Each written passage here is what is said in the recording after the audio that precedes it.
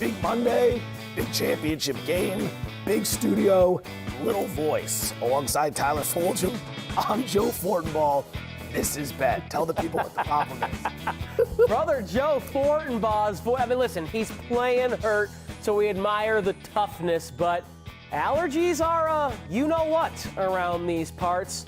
Allergies are a you-know-what around these parts. Streaming at the television at the end of the UCLA Gonzaga game. It was a thriller for the ages. Thankfully, I have one of the loudest mouths in all of Las Vegas to back me up today. Gonzaga Baylor for all the marbles tonight. We're going to play a little place or pass when it comes to the prop market and, of course, NBA Monday Night Pick'em. But we begin, as we always do, with a reminder that you can check out our YouTube channel, youtube.com/ESPN Sports Betting. We've been doing a lot of NFL stuff in regards to make or miss the playoffs. That will continue to roll out in the coming weeks. Monday, reaction or no action is how we get started. Are you ready? I'm ready. All right, here we go. 3 big statements. If you agree, it's a reaction. If you disagree, it's no action at all. You know the rules. Let's get to work. So, number 1, let's start with the National Football League and the San Francisco 49ers, who currently own the number 3 overall pick in this month's draft. Reaction or no action?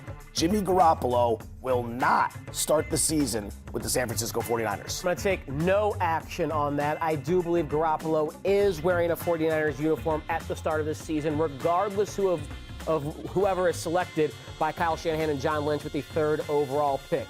The reason being is I still believe in my heart of hearts that the 49ers are not foolish enough to trade all the way up to number 3 to grab someone like Mac Jones. I think it is going to be a bigger project in terms of Trey Lance or Justin Fields, someone that they want to have come in and sit for at least 5, 6, 7, 8 weeks, maybe even the entire season like Patrick Mahomes did. Aaron Rodgers sat like 3 seasons before he got his opportunity. If Garoppolo's playing well, then that allows them the comfort of having whoever is that 3rd overall pick a full year to get up to speed to the NFL game, learn Kyle Shanahan's system. Bottom line is, they have said publicly they want to keep Garoppolo as part of this team, and he is part of the plans. But I don't believe anything they say. I just believe what is the best case scenario for this team. Keep Garoppolo as the veteran, draft Lance or Fields, not Mac Jones, at number 3 overall. Let Garoppolo play for at least the first half of the season. If he's playing well, keep him out there. If he's not, put the rookie in and let him get his reps with the second half of this NFL season. So no action on that. I think no matter what they do, he has to be a part of this team's plans for 2021 to help facilitate the growth of the rookie. I am no action as well. I'm right there with you for slightly different reasons. Nobody in the NFL knows the value of the backup quarterback more than the San Francisco 49ers. 2 of the last 3 seasons, Garoppolo's got hurt. 2 of the last 3 seasons, the Niners have gone right into the toilet. Whether you're drafting Trey Lance, whether you're drafting Mac Jones, whoever it may be, you need an insurance policy. You can start the season with Garoppolo, who, oh, by the way, has 2 years left on his contract. So if you can't find a trade partner this year, all right, ride with him. He can be your backup if you want to go with the young kid, or he can be your starter. The Niners are in win-now mode. They've got a good defense. They're a team that can contend. They can bring in a rookie and let him sit, or if Garoppolo doesn't play well or gets hurt, that rookie can take over. But either way, the cap hit for Garoppolo isn't all that bad. It's somewhere around $26 million. And if you want to keep him this year and then dump him next offseason, it's a dead cap charge of just $1.4 million. It makes sense to keep him around, at least as an insurance policy. C.J. Beathard and Nick Mullins aren't getting the job done. All right. Reaction or no action number 2. It has been confirmed by the notorious one himself, Conor McGregor. Dustin Poirier 3 is a go for UFC 264 on July 10th. Dana White looking right here in Las Vegas to host the event. Reaction or no action? McGregor Poirier 3 will go the distance. No action on this fight going the distance. McGregor has fought all of 3 times, Brother Joe, since November of 2016. So almost a 5-year span. He's only been inside the octagon 3 times. He's taken an L in 2 of those. He is no longer the feared fighter that he once was. And he was never someone who had a style that would take it the distance. He built his notorious reputation on knocking you out. And if he wins this fight against Poirier, it will have to be because he knocked Poirier out. If they go the distance, that is advantage Poirier. So for someone who has a little bit of ring rust, and for someone whose style is conducive to fights ending before going the distance, I will say no action. By the way, I don't remember in the two fights before if they've gone the distance or not, but I feel like just, again, with McGregor's style, this is one that's not conducive to going the distance. I'm with you. No action. Both those fights were knockouts, I am told, one apiece. McGregor hasn't gone the distance since August of 2016. When this fight happens in July, it'll be almost 5 years since he went the distance. That was against Nate Diaz. One of two things happens in this fight when it comes to Conor McGregor. Either he finally shows up ready to fight, which he didn't show up ready to fight last time, and if he does, he's going to finish Dustin Poirier like he did the first time they got together. Or Conor McGregor gets in the ring once again, still rich, still successful, right. Still not hungry like last time, and he gets finished by Poirier like he did in the second one before it goes the distance.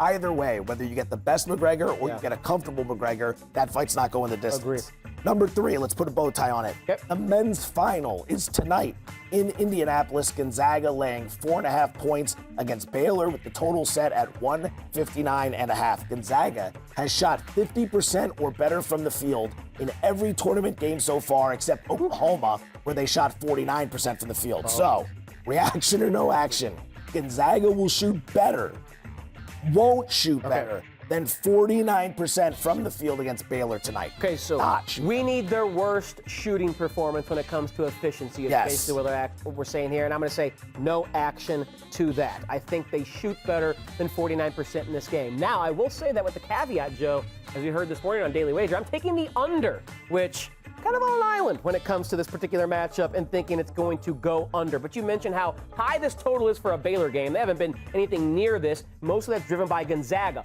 What I think Scott Drew is going to bring as a game plan to this matchup with Gonzaga and their hyper-efficient offense is slow the pace down. When Baylor has the ball, they're not going to shoot the ball 10 seconds into the shot clock. They're going to take it all the way down, try to find the best shot possible within their half-court offense. Hopefully it's a 3 because they're so efficient. Baylor shooting from downtown. The reason being, if you limit possessions for Gonzaga, then you're limiting their scoring because they're so efficient. You do not want to get in a game where they have 60, 70, 80 possessions. You want them to have 40, 50 possessions because you know they're going to be so efficient that's going to keep their point total down. So I think Scott Drew's game plan, because of how efficient Gonzaga is, take all the time you can on the offensive end of the floor. Get back on defense, set your half-court defense, and try and stop Gonzaga. I think Gonzaga will shoot better than 50%, but I think Baylor is going to play this at a methodical pace relative to what we've seen from them because we know Gonzaga is just too dang good offensively when they get the ball in the half court. All right, we're on opposite sides for this one. I am going to react. I do not think that Gonzaga is going to shoot 49% or better from the field tonight. Two key reasons. Number one, this is the absolute best team they have faced all season. It's the deepest team they faced all season. It's the most versatile team they faced all season. It's a team that can run with them. It's a team that can slow it down if they want to. This is going to be the biggest challenge. And as a result, I don't think you're going to have your best shooting night. I don't think you're going to even come close. Number two, regression is coming for this team against UCLA. They shot 71% from two-point range and 58% from the field. That is absolutely insane. And that was a really good UCLA defense. Right. At some point, that has to start working its way back towards the mean. Now, that doesn't mean it drops below 50%, but I do see it dropping down from what we saw on Saturday night. Tentatively, I'm reacting to this, tentatively. But with Gonzaga, anytime you're betting against them, it don't feel good. All right, final round of the March Madness Mind Meld coming your way. Here's where we stand after 4 rounds. A successful weekend for the show. We combined to go 3-1. We'll hit yours first. You went 1-1. One with Baylor. Very good call. Never in doubt. Lost with Gonzaga. Never in doubt. But at least that was a fun game to watch. Yeah, it was the best game I've seen I think in my entire life. So, I mean, you're going to lay the numbers, so be it, 1-1. So you lose just a fraction of juice there, a little bit. Overall, 11-14. So are you going to go with the moonshot tonight to try to come back? I might as well just take Baylor money line, try and get the units back. You could go Baylor, like alternate line, Baylor minus 10, something like that. All right, successful weekend for yours truly. Didn't mess with the sides, didn't mess with the totals. We played a total in Houston Baylor, got over there late in the game, thank you very much, and then the first half over, never out with that track meet between UCLA and Gonzaga. 15-10 overall, plus 4.0 on the units. Before we get to our picks for tonight, a couple talking points. Gonzaga hadn't been tested at all, to the extent that they saw Saturday night. UCLA took them right to the brink, and they still found a way. Jalen Suggs with the miracle shot in overtime. Fantastic game. What do you make of Gonzaga after watching that game? Does your opinion of them change at all? Not at all. Gonzaga is the best team in the country. They're the team I picked to win it. They took, quite literally, UCLA threw a perfect game. UCLA threw a perfect game, and they still won. This is like in Major League Baseball. Your team is so good, the opposing pitcher sends up 27 in a row and retires all 27, and then somehow in extra innings you win the game on like a bunt single. That's how good Gonzaga is this year. UCLA played perfect. Juzang was hitting all kinds of mid-range jumpers with hands in his face. Riley was hitting open J's when that's not really his game. UCLA played perfect, and they still lost the game. That's how good Gonzaga is, so nothing changes about Gonzaga. I think what we forget is how good Baylor is and what we considered Baylor and Gonzaga before the season started. 1A, 1B, flip and flop. They're the same thing. If they meet on a neutral court in November, the spread would have been a point, a pick 'em, maybe 2 points. But right now it's at 4.5 in favor of Gonzaga. To me, that seems a little too high because we have forgotten how good Baylor has been all year long. Are you surprised at all that this game opened Gonzaga -5, then we saw what happened on Saturday and it moved to Gonzaga -4.5? The money has come in on Baylor. Did that surprise you at all? No, not really, because I did think 5 was a little bit too high when I saw it. I was like, I'll gladly lay 5 with Baylor and how good they are. So not surprised it's moved down a little bit here. That doesn't shock me at all. Does it shock you? Is that something that says caught your eye, so to speak? Well, as I'm looking at that, I'm thinking two things. Number one, Baylor has been absolutely dominant. Every game they've played in the tournament, they've won by 9 or more points. So there's that. And they've won all these games, I think, by an average of about 15 points per game. So people are starting to come around on Baylor, and then a lot of us suffer from recency bias, right? So whatever we just watched happen, that tends to carry more weight in our minds. So we see Gonzaga get pushed to the brink, and all of a sudden people are looking at that saying, ooh, Gonzaga didn't deserve to get by. Right.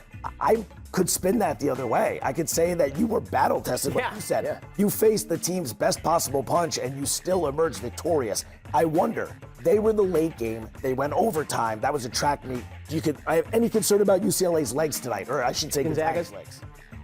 No, these are young kids. No, I don't. That's not. I mean, they're going to be, the adrenaline's going to be pumping. I think more so than their legs, it's the mental aspect. It's like, okay, we finally made it to this game for all the marbles. We haven't lost, and now all that pressure, so to speak, to finish the job of being undefeated. Baylor doesn't have that. They're the underdog. They have taken an L this season. They're not playing for a perfect season and a championship.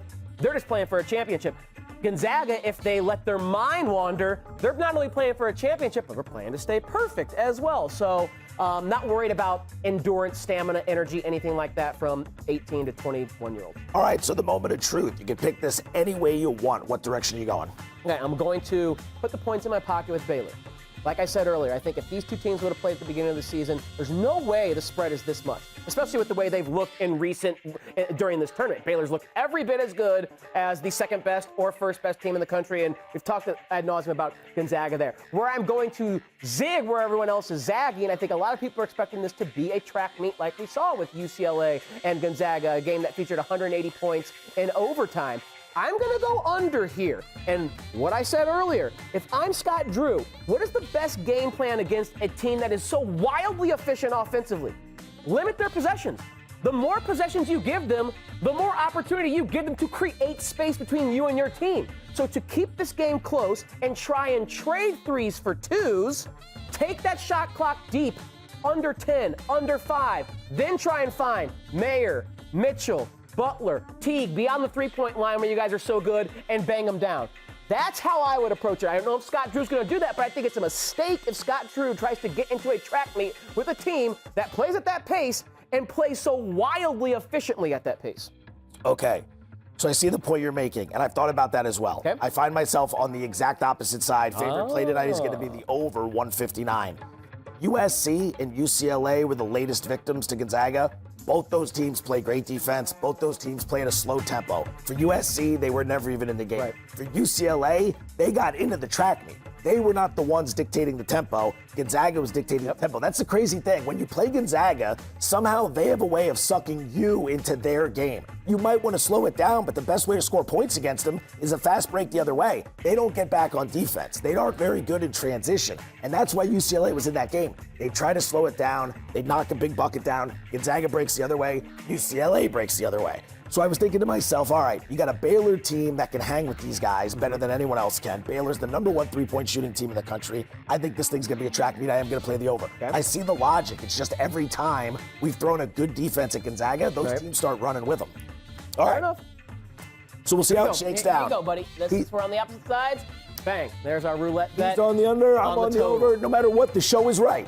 The show is giving you a winner. And you win the tournament challenge either way. You win congratulations, man. Well, if I win that, I got to find a way to stiff arm you for DFFS on Wednesday because you're coming back strong. All right, time for a little place or pass. What we're going to do is rip through a handful being defined as three prop bets for tonight's national championship game. If you like it, you're going to place it. If you don't like it, you are going to pass. Number one, Gonzaga forward Drew Timme, over 21.5 points, -115. Yeah, that's a lot, but I'm going to go over. Even though I'm expecting the under in this game for this particular player prop, I'm going to go over. Here is why. Timme has scored 22 or more points in 4 of the 5 tournament games he has played, each of the last 4 as the competition has stepped up. He's shooting 64% from the field. Again, why I think this team is going to have an efficient night, but possessions are going to be limited by Baylor on the other side.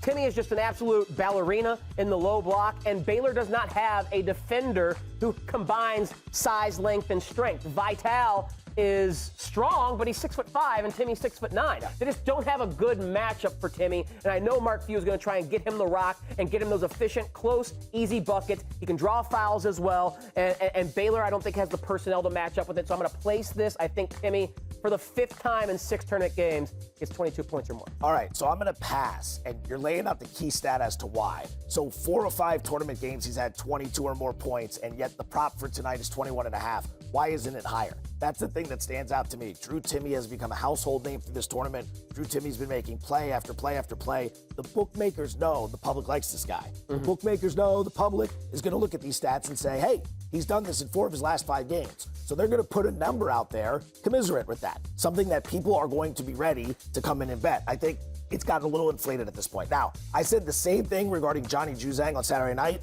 and was dead wrong. So let me be very clear about that. But I'm going to pass on the Drew Timme over. Okay. Prop number 2, Gonzaga forward Drew Timme will score the first points of the game at +350. He can score any way possible. Free throw, 3-pointer, you name it. Head the ball in the bucket, that can count as well. I'm going to pass on this. For something so random, it's not even a guarantee that Gonzaga scores the first bucket of the game. It could be Baylor. For something so random, that's just not enough value, enough juice on that price. So I'd rather go look at another starter, one of the 9 other starters, where I can get maybe 5, 6, 7, 8 to 1, something like that, than place the +350 on Drew Timme. So I'm going to pass on this bad boy. I'm right there with you. Pass. Okay, so Timme this season is averaging somewhere in the neighborhood of 11.5 shots per game. You've got 3 guys in this game who are shooting more than he is.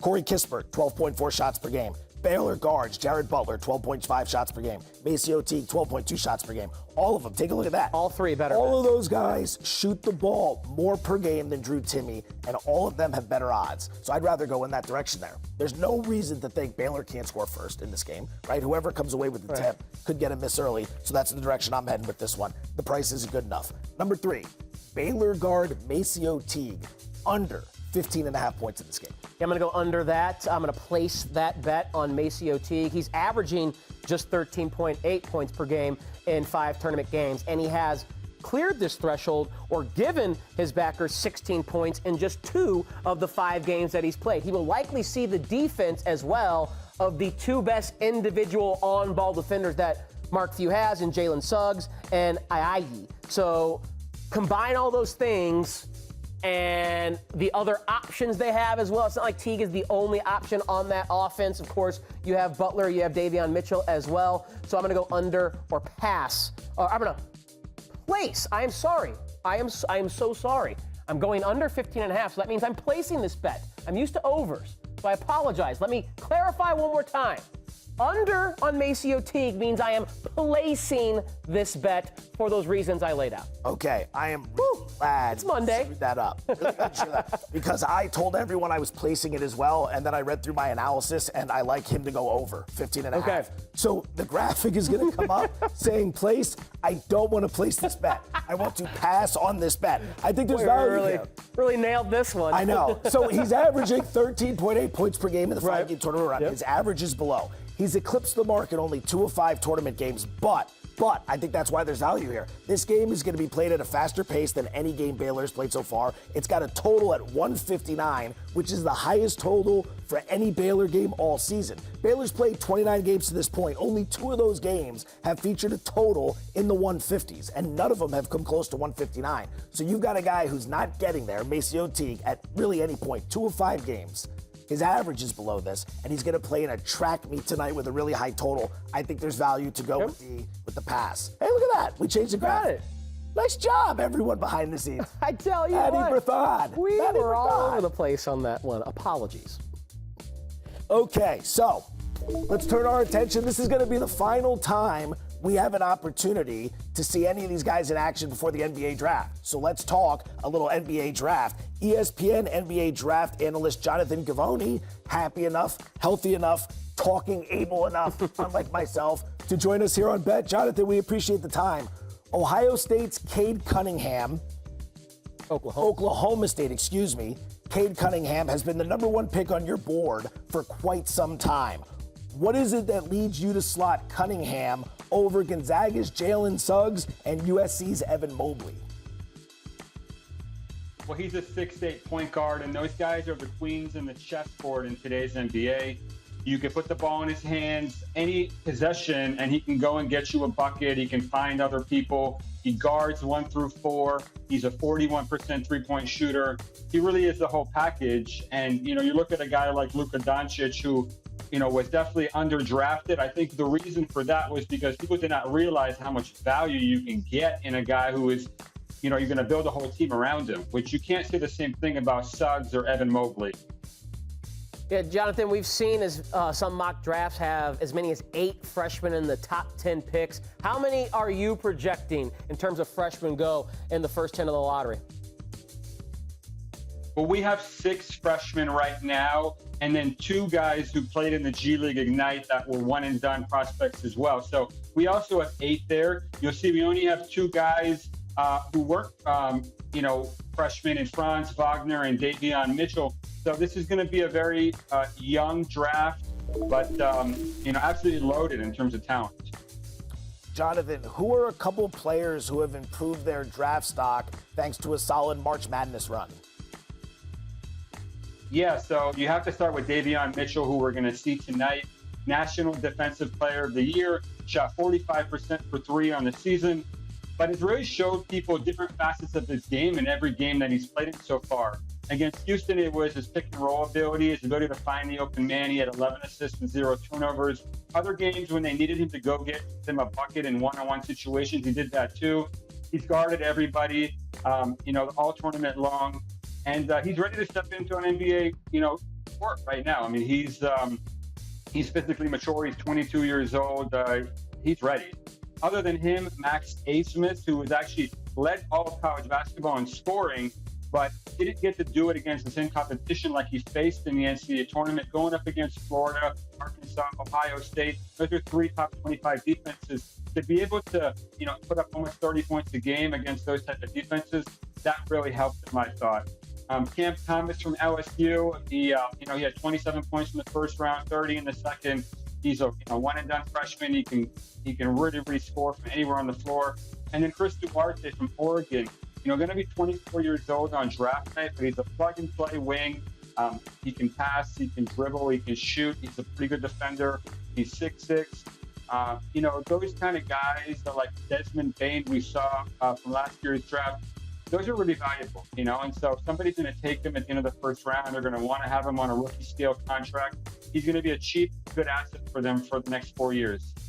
Yeah, finally, Jonathan, casual hoops fans have had a lot of exposure to these one-and-done players like Cunningham, like Suggs, like Mobley, because they played college basketball this season. But let's go back to your top 10. There was those two G League guys, Jalen Green and Jonathan Kuminga, who probably most hoops fans haven't seen because you don't watch G League action. They're ranked 4 and 5 on your big board or in your mock draft. Tell us what those two bring to the table and why they could be every bit as good or better as the three names listed above. Yeah, well, these are two of the best athletes in the draft, and they really have held their own against elite level competition, going up against G League players or the professional basketball players who are, in many cases, all conference players, players of the year, guys who are 25, 27, 30 years old in some case, and they dominated. They helped their teams make the playoffs, which, very impressive for a team of 18, 19-year-olds. Jalen Green, just got better and better as the G League bubble moved on. He's a phenomenal athlete who can score from anywhere on the court. And Jonathan Kuminga is really your prototype for an NBA wing. He's 6'8", he can play 2, 3, or 4. He's outstanding with the ball in his hands. He projects as a multi-positional defender. So these guys are loaded with upside, and I think NBA teams are going to feel comfortable with them because they saw them against other NBA players. The G League bubble was filled with former first-round draft picks, second-round picks, guys on two-way contracts, guys on assignments. So there's not a lot of projection going into that, whereas with college, you just don't know how some of these guys are going to translate. ESPN NBA draft analyst Jonathan Givony, kind enough to join us here on Bet. Jonathan, we appreciate the time. Thank you very much.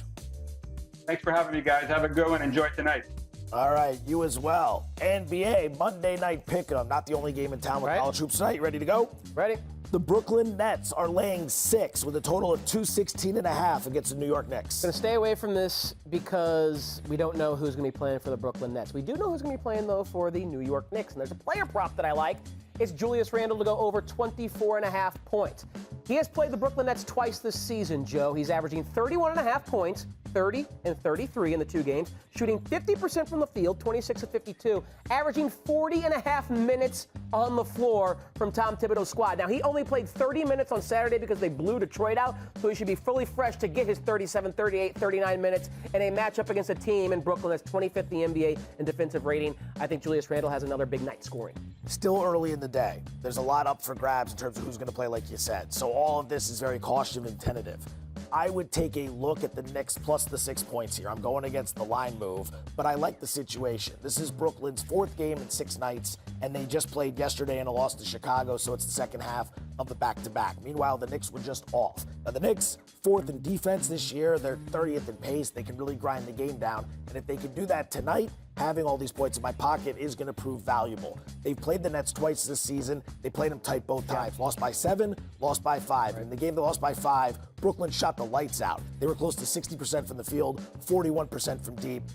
Maybe a little regression from that last game. I'll take the Knicks plus the points. Tentatively, though. Tentatively. Game number 2, the Utah Jazz are laying 5. Total of 223 against the Dallas Mavericks. I will take the 5 points in my pocket with the Dallas Mavericks. If you watch Daily Wager this morning on ESPN2, my dog of the day is Luka Doncic and the Dallas Mavericks. Now, Kristaps Porzingis is a big X factor here. Yeah. Will he play for the Mavericks? Didn't play on Saturday over the weekend as he rested the knee on the second game of a back-to-back, but I am anticipating that he does suit up tonight for Rick Carlisle and the Mavs. Utah has won 9 games in a row. They got a 9-game win streak, but they're only 5 and 4 ATS in those 9 games. So it's not an overwhelming dominance when it comes to the number. You mentioned earlier on Daily Wager how good or how much better the Dallas defense has gotten as their rotation has come together over the last month and had more time to gel. So I do think they can keep this game close, and if Luka has a big game like a triple-double, I think he can get the win for them as Jazz are due for a loss. They've won 9 in a row.